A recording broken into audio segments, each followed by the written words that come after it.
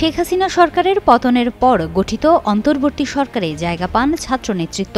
এর মধ্যে সবশেষ তথ্য ও প্রযুক্তি মন্ত্রণালয়ে মাহফুজ আলম এবং ক্রীড়া ও স্থানীয় সরকার মন্ত্রণালয়ের উপদেষ্টা হিসেবে দেখা যায় আসিফ মাহমুদ সজীব ভুঁইয়াকে।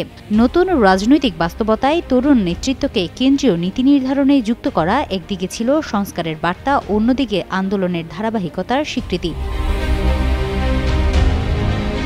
তবে ত্রয়োদশ জাতীয় সংসদ নির্বাচন ঘনিয়ে আসার সঙ্গে সঙ্গে মাহফুজ আলম এবং আসিফ মাহমুদ সজীব ভুঁইয়াকে নিয়ে উপদেষ্টা পরিষদের ভেতরে এবং সরকারের উচ্চ পর্যায়ে আলোচনা শুরু হয়। যেহেতু দুই ছাত্র প্রতিনিধি সম্ভাব্য প্রার্থীর তালিকায় আছেন, নির্বাচনের নিরপেক্ষতা রক্ষায় তাদের আর উপদেষ্টার পদে থাকা উচিত হবে না। কয়েক দফা অনুরোধ ও পরামর্শ পাওয়ার পর শেষ পর্যন্ত তারা পদত্যাগে রাজি হন।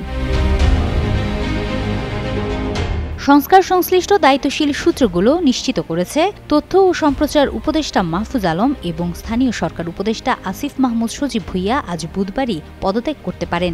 গতকাল যমুনায় প্রধান উপদেষ্টা মোহাম্মদ ইউনূস সহ জ্যেষ্ঠ উপদেষ্টাদের নিয়মিত বৈঠকে তাদের পদত্যাগের বিষয়টি চূড়ান্তভাবে আলোচনায় উঠে আসে। সন্ধ্যায় সরকারের দায়িত্বশীল ব্যক্তিরা নিশ্চিত হন যে দুই উপদেষ্টা বুধবার পদত্যাগ করছেন। সেই ধারাবাহিকতায় আসিফ মাহমুদ আজ বিকেল ৩টায় সচিবালয়ে সংবাদ সম্মেলন ডাকেন। এদিকে দুজনের সম্ভাব্য নির্বাচনী আসনকে ঘিরে রাজনৈতিক অঙ্গনে চলছে জোর আলোচনা। আসিফ মাহমুদ গত নভেম্বরে ভোটার এলাকা পরিবর্তন করে ধানমন্ডিতে নাম লিপিবদ্ধ করেছেন। ফলে ঢাকা ১০ আসনকে নির্বাচন করতে পারেন বলে আলোচনা ছড়িয়ে পড়ে। অন্যদিকে মাহফুজ আলমের সম্ভাবনা ঘুরপাক খাচ্ছে লক্ষ্মীপুর ১ কেন্দ্রকে ঘিরে। যদিও বিএনপির সর্বশেষ সমঝোতার ফলে তার পথ কিছুটা জটিল হয়েছে। জাতীয় সংসদ নির্বাচন সামনে রেখে রাজনৈতিক দলগুলো জোট গঠনের চেষ্টায় আছে।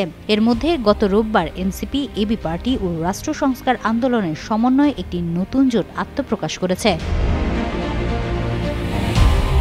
বুধবার এমন তথ্য দিয়ে একটি প্রতিবেদন প্রকাশ করে দৈনিক প্রথম আলো পত্রিকা।